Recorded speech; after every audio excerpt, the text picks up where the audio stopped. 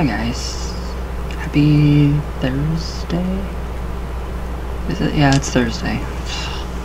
Anyways, alright, so we're gonna go back into the goddess worship, and this is the goddess in the bowl. It's a survey of the archetype of the goddess, so it's very interesting. Again, the Mystica. This is just incredible information. I love this. It's themystica.com. You guys can find it. It is great information. And this is by Helen Benigni. I really hope I didn't screw up your last name, because I'm really good at doing that. And every other word that you can possibly think of. So this is, a lot to do with Carl Jung. So this is going to be good. Now, in recent years, the study of cross-cultural symbols gained a new impetus with the coining of the term archetype by Carl Gustav Jung. So he did coin that phrase. Although psychologists suggest that Jung attribute the formation of archetypes to a collective mind that gathers symbols through time, transferring them from one culture to another. A less romantic ideology of the formation of archetypes has added significance to the meaning of the concept. I love that. Actual historical process comes to the surface in modern studies with the archaeological evidence in the forefront. By keeping the original conception of the archetype as a deep, mysterious part of our collective psyche and combining that idea with scientific data, perhaps the study of archetypes will strengthen our understanding of this cultural phenomenon. So with this in mind, the discovery of ancient archetypes is entirely possible through interdisciplinary efforts. That's amazing. The archetypes, the solar logos, all the planets are archetypes. Literally everything. All the major arcana. I love it. Death, archetype. Alright, so recently the study of archaeology has combined with the study of astronomy to form a new discipline. Well, God, what is that? Archaeoastronomy, or the study of ancient ruins, not runes, ruins, and their alignment to the night sky, has opened the possibility of yet another understanding of the archetype. So with the addition of archaeoastronomy to the study of the archetype, notwithstanding and never losing the mystique of the human imagination, the study of archetypes is only enhanced by the symbols of time. So those that reflect the patterns in the night sky, as well as those that reflect the patterns of the earth, the archaeological icons of a culture, the myths of a culture, and the symbols of a culture all contribute to the study of the archetype. Isn't that amazing? I love it. I love this. So many leaps of the imagination are needed to reach such symbols and compare them throughout history, the history of one or more cultures. So the ultimate problem, and perhaps the hesitancy on the part of much research, has been the reluctance to combine psychology and the humanities with the hard sciences, because one requires a speculative imagination, forethought, and presumption, while the other determines an objective amount of the facts to form conclusions receptively.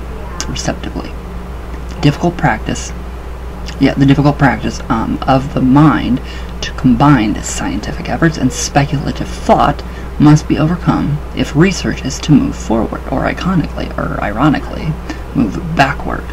So to examine ancient cultures. I love this. Wow.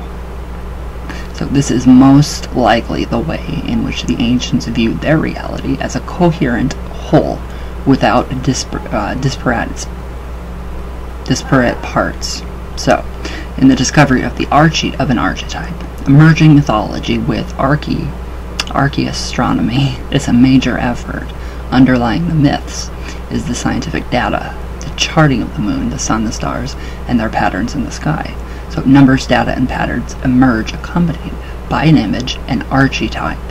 Throughout mythology, the same constant appears. So recognizing it through the patterns of the moon, the sun, and the stars stars in 1 year illuminates the study of the cycles of the heavenly bodies in their cycles beyond the year. So the doors of precession are opened and the study of archetypes renewed. Now the cycles that open the doors of precession or reveal the processional cycles beyond the year begin with a renewal of one ancient archetype, the goddess and the bull.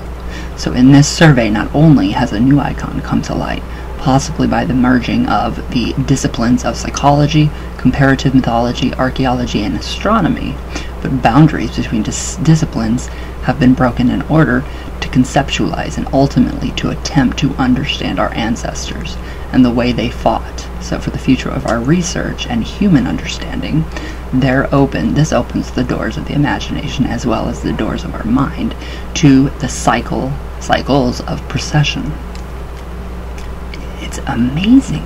It is seriously amazing. This, like, putting the psychology into it, I love it. Just bring that psychology. It's amazing. I get really excited. Sorry, guys. So, seemingly, the human mind has forgotten that the patterns of the year, as well as those patterns that go beyond the year, are relevant and worth forming into archetypes that aid our understanding of our relationship with the natural world. So the archetypes of precession, numerous as they are, and yet buried as they are in myth and culture, have revealed themselves with the most obvious cycle first, the cycle of the ever-changing moon. It is here where humans in Paleolithic times first began to count and conceptualize how the changing moon would affect their lives. So amazingly, our ancestors, this far back in time, at the beginning of our realization of the connection between the starry dynamo and ourselves, come to the awareness that beyond the connection between the 12 cycles, beyond the 12 cycles of the lunar year, as the nuation of cycle of moon. Now, where the moon rises in a different place on the horizon for 18.6 years, and then returns, forming a cycle of life.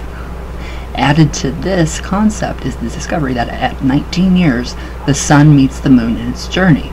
Moreover, 3 of these lunar and solar cycles made up the lifetime of the prehistoric humans. So the archetype of these cycles of renewal upon which human life is based became paramount and was assigned to the creator of life, the goddess, and her consort, the bison, or later, the domesticated bison, the bull. This is in Native American mythology. It is literally in so much mythology around the world, literally. Like every faith that I have ever studied or read upon, just briefly, has some type of this archetype within it. And it's amazing. So in the Paleolithic era, the goddess holds a bison horn, which marks the cycle of precession. In the Neolithic era, the goddess has many symbols of regeneration to accompany her Burkania, or bull's horn. And the horns of the bull become consecrated in the Neolithic temples of the goddess. The emerging archetype of the Bronze Age goddess and the bull, which is measured on the Burkania, or the horns of consecration of the Mediterranean peoples, is paramount to the Minoan Mycenaean culture. I really hope I didn't butcher that. Somebody else's culture. If I did, I'm sorry. So in the Knossos temple complex of the mother goddess of Crete, as well as the temple complexes of the Minoan Mycenaean culture on the mainland in Greece. So the goddess and the bull reach a heights of importance and dominate the iconography. Wow. Whatever. In the Bronze Age, at this time in Europe and the British Isles, the goddess and the bull are prevalent in the iconography, whatever, but relatively less important than the celestial events that accompany the archetype, which are measured on the stones of time. So the amazing feats of the megalithic stone constructions of Bronze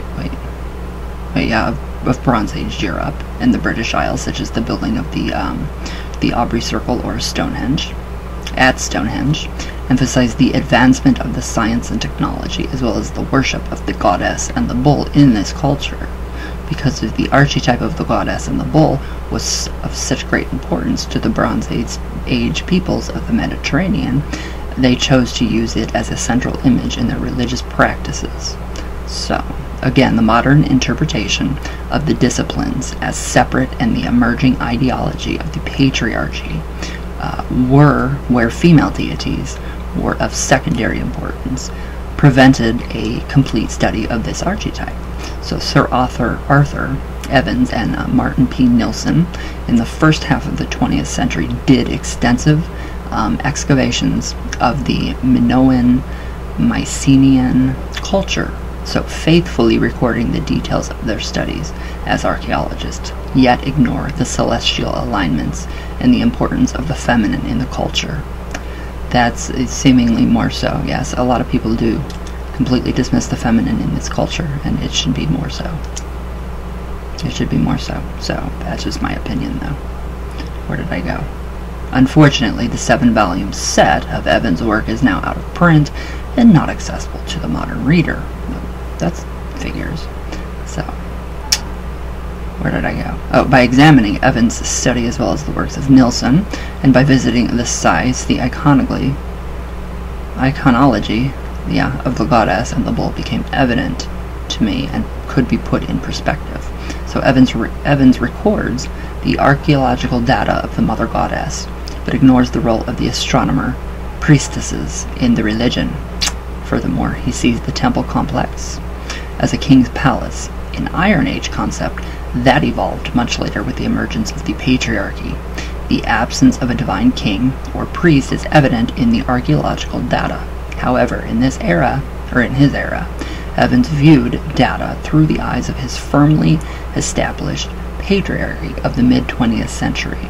Fortunately, Evans did not establish that the goddess was a mother goddess. Wow. Crazy. Yeah, don't ignore the mother.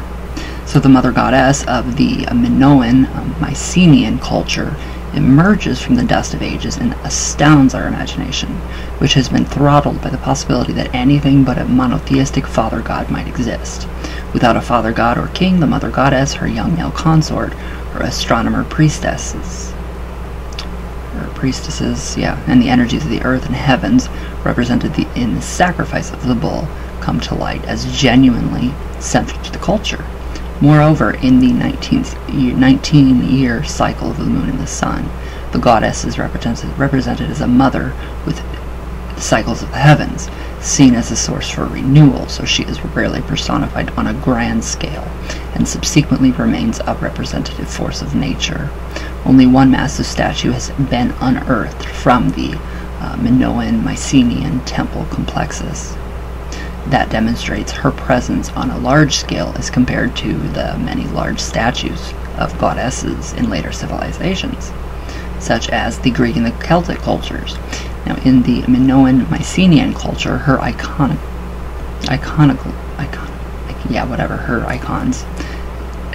her image takes the form of many small goddess figurines among countless artifacts, with her image as a seated maternal figure, much like later representations of Hera in the Greek Iron Age and the Matrona in the Celtic Iron Age. So furthermore, in Minoan Mycenaean culture, her surname remains Potinija, and her forenames are listed according to her attributes as bride or snake goddess in the Mycenaean Linear B tablets.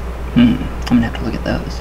As further evidence of the goddess's presence, it is notable that the tablets of Knossos only mention priestesses and not priests. Again, her common surname as a pre-Hellenic goddess emphasizes her tendency to be seen as seemingly almost monotheistic rather than polytheistic and clearly personified. So I'm kind of gathering that the goddess religion was a monotheistic religion. I like that, though. I really do like that.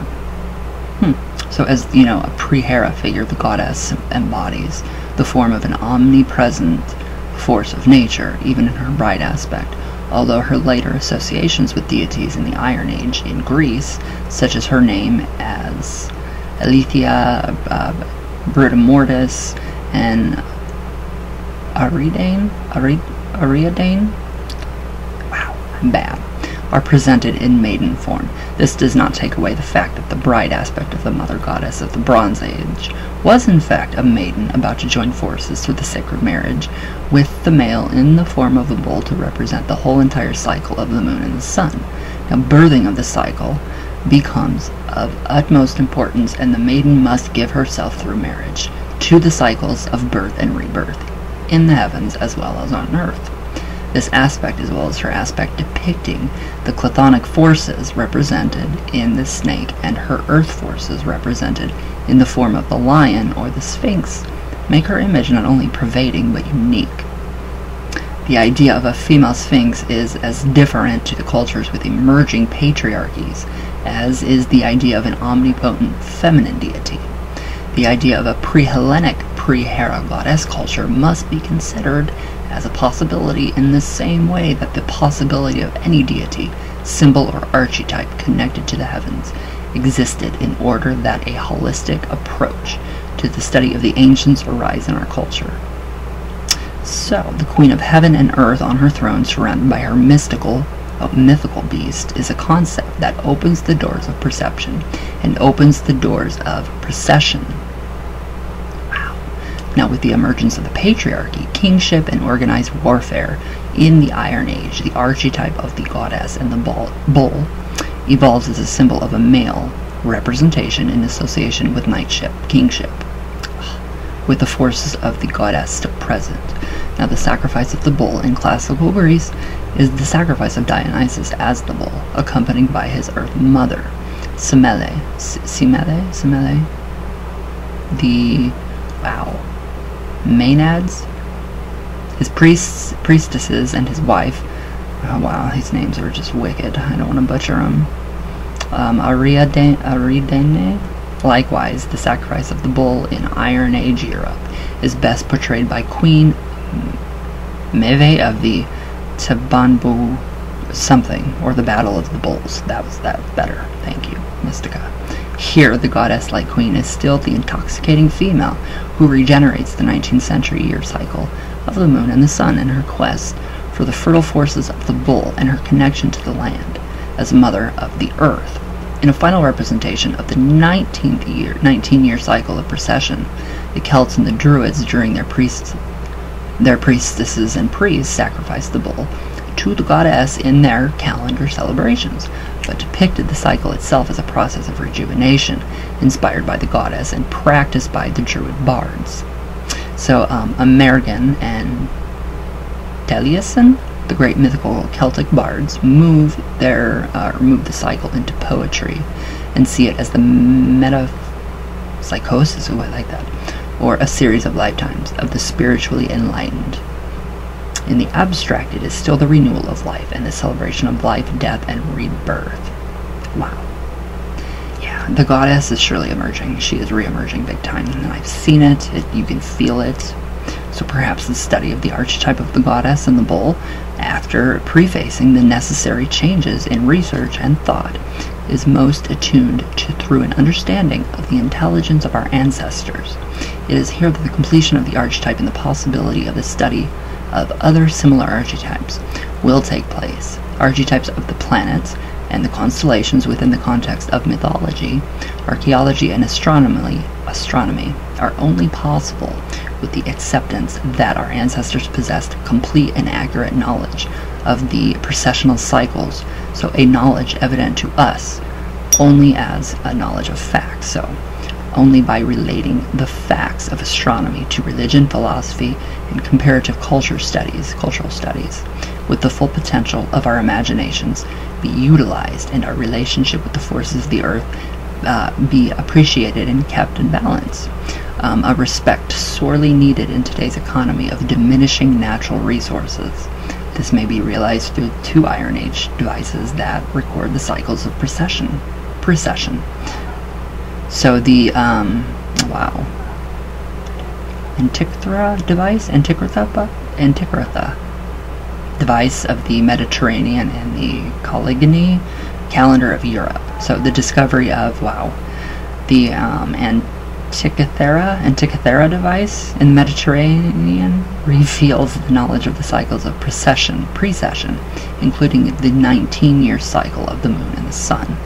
Likewise, the Caligony calendar, discovered in France, is a device that measures the cycles of time into eternity. Ooh, that's interesting. So a translation of the Caligony calendar has revealed the knowledge of the ancients in the myths of the year. So the iconology of the year in the next, the myth of the year, so returning the origin to the origin of the Druid calendar. Benjini, Carter, and Una Kunin,